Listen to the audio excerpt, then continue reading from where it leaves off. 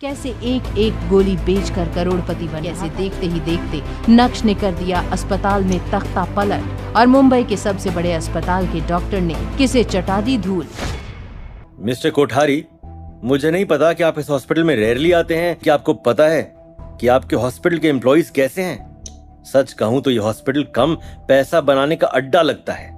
जब तक पेशेंट से पैसा ना निकले तब तक पेशेंट को कॉरिडोर में रखा जाता है। यह है आपके सफेद कोट पहने आदमी की असलियत।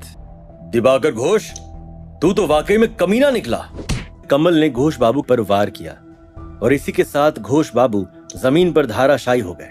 इससे पहले कि घोष बाबू जमीन से उठते, कमल ने उनकी छाती पर पैर रखते हुए कहा, मैंने तो तुझे कभी भी मनी माइंडेड होने के लिए नहीं कहा, बल्कि हमेशा से तुझसे कहा कि हॉस्पिटल के पेशेंट्स का ध्यान रखा कर। जिनके पास पैसे ना हो उनसे पैसे ना ले या फिर सस्ते में उनका इलाज कर। लेकिन तू क्या कर रहा है? तूने मेरे इस हॉस्पिटल को अपना पैसा कमाने का अड्डा बना दिया है। कोठारी साहब, मुझसे गलती हो गई, प्लीज मुझे माफ कर दीजिए। Shut up! अपना सामान उठाओ और दफा हो जाओ यहां से। मिस्टर कोठारी, इसमें डॉक्टर सुजाता का कोई इन्वॉल्वमेंट नहीं है, बल्कि इनकी वजह से ही मेरे पापा की जान बच पाई। तुमने अच्छा काम किया। आज से तुम इस हॉस्पिटल की नई डायरेक्टर हो। लेकिन ध्यान रहे, मेरे लिए सबसे पहली प्रायोरिटी यह है कि सभी पेशेंट्स को अच्छे से अच्छा इलाज मिले। दूसरी बात, आज से हम सारी सर्जरी की फीस आधी कर रहे हैं। Kothari sir, thank you so much, लेकिन मैं इस पोजीशन को नहीं ले सकती। आपको नहीं पता, लेकिन मैंने इस हॉस्पिटल से रिजाइन दे दिया है। 10 दिन बाद मेरा नोटिस खत्म हो रहा है और मैं सूरत जा रही हूँ। रिजाइन दे दिया? लेकिन क्यों? क्या यह हॉस्पिटल अच्छा नहीं है?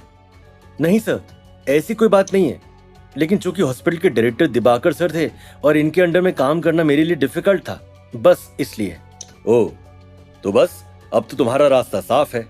अब तो तुम उस कुर्सी पर बैठी हो। मैं आज ही क्लर्क को बोलकर तुम्हारे प्रमोशन के सारे पेपर वर्क कराने को बोलता हूँ। तुम्हें कहीं भी जाने की जरूरत नहीं है। डॉक्टर सुजाता के लिए अरेंजमेंट्स करने के बाद कमल ने मुड़कर नक्श की ओर देखा। उसी समय जानकी की आंख खुली। नक्श, नक्श, क्या तुम्हारे पापा की सर्जरी खत्म हो गई? हाँ मम्मी, सर्जरी सक्सेसफुल रही। पापा को ऑब्जर्वेशन में रखा गया है, वो आराम कर रहे हैं। चलो उनके पास चलते हैं। मिस्टर नक्श, आपको पता है ना कि हमारे बीच में एक डील हुई है। मेरे आदमी आपकी मॉम को वार्ड तक ले जाएंगे। नक्श, अगर तुम्हें कुछ काम है तो तुम करो बेटा, मैं खुद ही तुम्हारे पापा के वार्ड में चली जाऊंगी। जानकी ने नक्श के कंधे पर हाथ रखा और उसे थपथपाते हुए डायरेक्टर के ऑफिस से बाहर निकल गई। कमल ने अपने बॉडीगार्ड्स की ओर देखा जो उसके साथ आए थे। बेवकूफों, खड़े खड़े क्या देख रहे हो? मैडम को वार्ड तक ले जाओ, और मैडम को किसी भी चीज की जरूरत पड़े तो उसे पूरी करने की जिम्मेदारी तुम्हारी है। मिस्टर नक्श, ये जगह बात करने लायक नहीं है। हाँ, प्लीज मेरे घर चलिए। परेशान ना होए, मेरे आदमी आपके पापा से जुड़े सारे मैटर संभाल लेंगे। दोनों एक साथ हॉस्पिटल से बाहर निकले। कमल पर्सनली ड्राइव करते हुए नक्श को मुंबई शहर में अपने सबसे लग्जूरियस विला में लेकर गया। कमल ने नक्श को बैठने के लिए कहा और जल्दी से नक्श के लिए एक ड्रिंक बनाई। नक्श ने भी मुस्कुराते हुए अपनी जेब से एक पैकेट बाहर निकाला। मिस्टर कोठारी, अब क्या उस पिल को ऐसे ही देखते रहेंगे या फिर लेंगे भी? लीजिए उसे, देखें तो सही कि आपके शरीर में क्या असर होता है। वैसे अगर आप सोच रहे हैं कि आप बाहुबली बन जाएंगे तो ऐसा नहीं है, लेकिन इंटरनली आपको खुद को एहसास होगा कि आपके शरीर में चेंजेस आ गए हैं। मिस्टर नक्श, क्या आपको इस बात का डर नहीं लग रहा कि इस पिल को लेने के बाद अगर मैंने आपको पैसा नहीं दिया तो? कैसी बात कर रहे हैं कोठारी साहब? क्या आपको लगता है कि मुझे डर लग रहा है कि आप कहीं भाग जाएंगे? चलिए जल्दी से इस पिल को ट्राई कीजिए। ठीक है मिस्टर नक्श। कमल ने तुरंत ही अपने आदमी को इशारा किया कि वो नक्श के अकाउंट में 5 करोड़ रुपए ट्रांसफर कर दे। उसके बाद कमल ने गहरी सांस लेते हुए उस पिल को अपने मुंह में रखा। इस समय नक्श कमल के विला को पूरी तरह से ऑब्जर्व करने में लगा हुआ था। क्या बात है मिस्टर नक्श, ये गोली तो किसी जादुई गोली से कम नहीं है। मैंने जैसे इसे मुंह में रखा, ये तो घुल गई। मुझे पानी पीने की भी जरूरत नहीं पड़ी। जी कोठारी साहब, यही तो असली शिलाजीत की खासियत होती है। वैसे एक बात मुझे समझ नहीं आई। कहिए, क्या बात है? क्या इस जगह पर आप रहते हैं या फिर कभी कभी आते हैं? दरअसल इस जगह को मैंने अपना पर्सनल विला बनाने का सोचा था, लेकिन बाद में मैंने इसे अपने बिजनेस का अड्डा बना दिया। क्यों, क्या कोई दिक्कत है? नहीं, कोई दिक्कत नहीं है।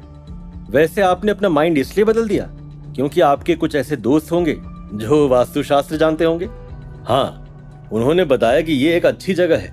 क्या आपको वास्तुशास्त्र का नॉलेज है? हाँ है, लेकिन ज्यादा नहीं। आपके दोस्त ने आपसे सही कहा, ये जगह बहुत अच्छी है। मिस्टर नक्श, प्लीज कंटिन्यू। मैं आपसे और भी बहुत कुछ जानना चाहूंगा। वास्तुशास्त्र की आड़ में कहीं कोई बड़ी इंफॉर्मेशन निकलवाना चाहता था नक्श। इन पिल्स को इतने ऊंचे दाम पर बेचना पड़ ना जाए नक्श को भारी। और क्या होगा भानुशाली ग्रुप का फ्यूचर जब नक्श लेने जाएगा 8,000 करोड़ रुपए। ये जानने के लिए देखिए अगला एपिसोड सिर्फ पॉकेट FM के YouTube चैनल पर। और इंस्टा एम्पायर के सारे एपिसोड सुनने के लिए डिस्क्रिप्शन में दी गई लिंक से डाउनलोड कीजिए पॉकेट FM।